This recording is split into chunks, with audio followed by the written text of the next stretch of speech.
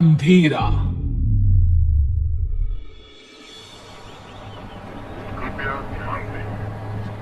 दिल्ली के द्वारका सेक्टर 26 में एक पुराना मकान खाली पड़ा था। आसपास के लोगों का कहना था कि 5 साल पहले मकान में रहने वाला खुराना परिवार रातों रात अचानक गायब हो गया और फिर कभी कोई उस घर में रहने नहीं आया। लेकिन आज सुबह से ही वहां चहल पहल थी। किसी मिश्रा परिवार ने घर खरीद लिया था और मिश्रा जी का बेटा अतुल और उसकी नई नवेली पत्नी कविता वहां रहने आने वाले थे। सुबह के वक्त अतुल और कविता घर में पहुंचते हैं। अतुल, घर की साफ सफाई तो बहुत अच्छी से हो गई है। हाँ, देखकर लगता नहीं कि 5 साल से बंद पड़ा है। हाँ, लेकिन इतने दिन से कोई इसे संभालने क्यों नहीं आया? अरे कविता, इस मकान के मालिक का कोई अता पता नहीं। कहाँ चले गए कोई नहीं जानता।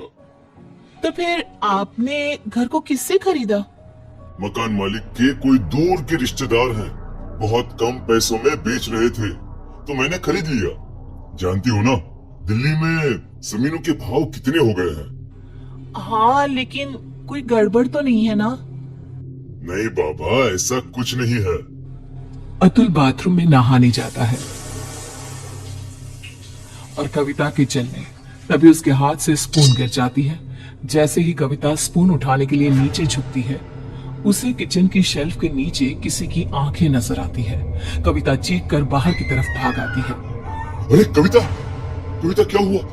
अरे तुम ऐसे चिल्ला क्यों रही थी? क्या हुआ? वहाँ अलमारी के नीचे कोई है। अतुल नीचे झुक कर देखता है और घबरा के पीछे हट जाता है। मैंने कहा था ना, कुछ है वहाँ पर। अतुल, चलो हम यहाँ से चलते हैं। तुम भी ना कविता, वहाँ कॉकरोच है और कोई भूत नहीं है। एंड आई नो तुम्हें कॉकरोच से कितना डर लगता है। अतुल, मैं सच कह रही हूँ, वहाँ कॉकरोच नहीं बल्कि कुछ और था। किसी की आंखें। मुझे डर लग रहा है, मैं यहाँ नहीं रह सकती। अतुल कविता की बात नहीं सुनता और रात होने की वजह से कविता को सोने के लिए कहता है। डर की वजह से कविता को नींद नहीं आ रही थी। तभी उसकी नजर कमरे की छत पर लगे फैन के पास एक मकड़ी पे जाती है। वो मकड़ी को देखने लगी। देखते ही देखते कविता को एहसास होता है कि मकड़ी का आकार बढ़ता जा रहा है। कविता घबरा कर चीखने की कोशिश करती है, पर तभी वो देखती है कि मकड़ी एक डरावनी शक्ल में बदल गई। अतुल, उठो, वो देखो। क्या हुआ कविता? तुम ठीक तो हो ना? क्या हुआ? वो देखो अतुल, वो कौन है? एक छोटी सी मकड़ी, और कौन? इस घर में कुछ अजीब है अतुल, हमें यहाँ नहीं रहना चाहिए। ऐसा कुछ नहीं है, बेकार में डर रही हो तुम। अगली सुबह ब्रेकफास्ट के टाइम पर। कविता, आज मैं ब्रेकफास्ट नहीं कर पाऊंगा, मुझे बहुत देर हो गई है। प्लीज अतुल, कुछ तो खा लो। देखो, मैंने नाश्ता टेबल पर लगा दिया है। प्लीज कविता, तुम फ्रिज में रख दो, मैं निकाल कर खा लूंगा शाम को, ठीक है? Okay, bye.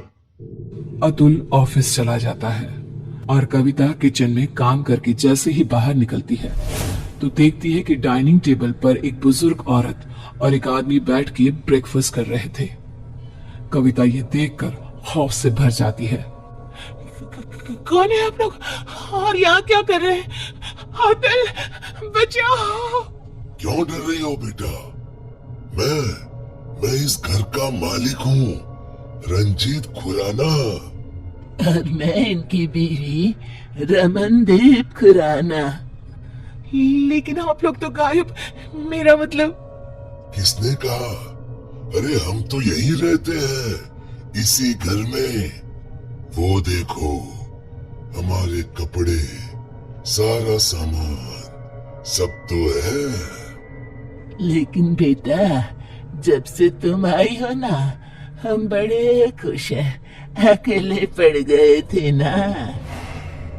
कविता ने चारों तरफ देखा और वो हैरान रह गई कि घर में खुराना और उसकी बीवी के कपड़े और सामान नजर आ रहा था।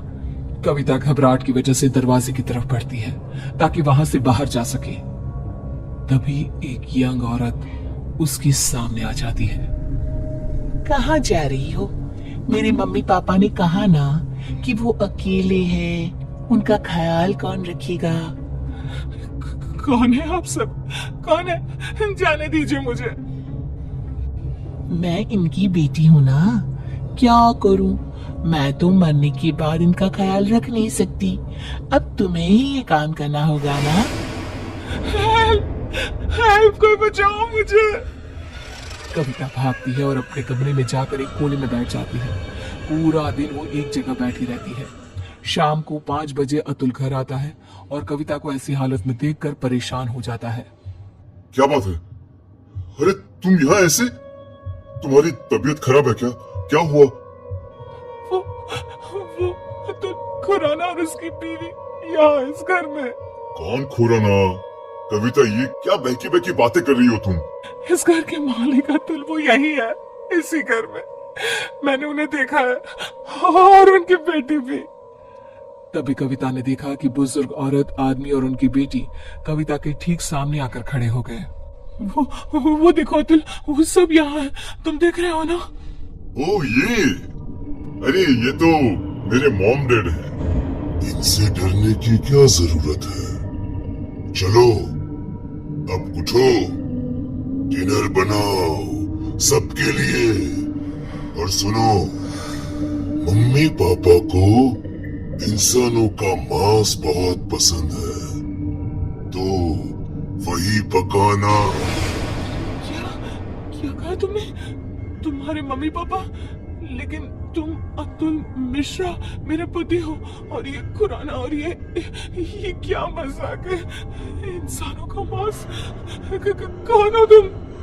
ओह अच्छा, तुम्हारा पति, तुम उसकी वजह से परेशान हो। रुको। अतुल पीछे पलट कर देखता है और फिर जैसे ही वो कविता की तरफ पलटता है, कविता ने देखा कि उसका चेहरा पूरी तरह से बदल गया था और अब वो किसी भेड़िए की तरह नजर आ रहा था। कौन हो तुम? मेरे पति कहाँ है? क्या किया तुमने उसके साथ? अतुल ने रूम की छत की तरफ इशारा किया।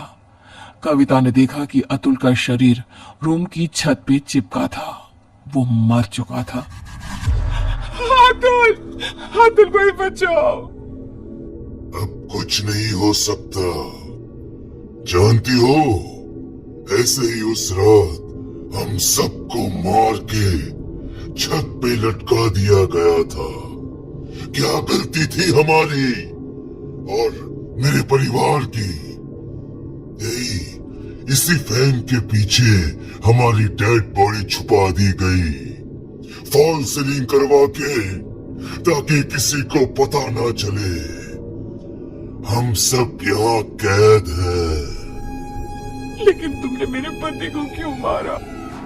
उससे तो मरना ही था, क्योंकि उसके बाप ने, जो कि एक कॉन्ट्रैक्टर है, इस घर को हड़पने के लिए ये सारा खेल रचाया था।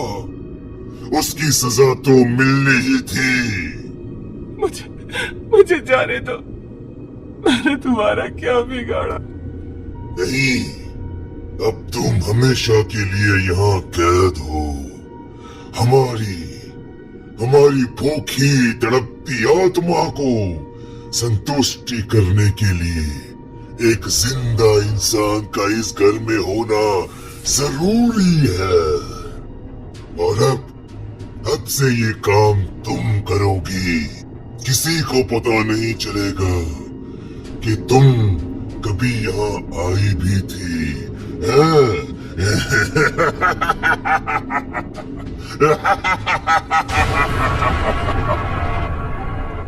उसके बाद सेक्टर 26 में एक खबर और फैल गई कि खुराना के मकान में रहने आए अतुल और कविता भी अचानक से गायब हो गए।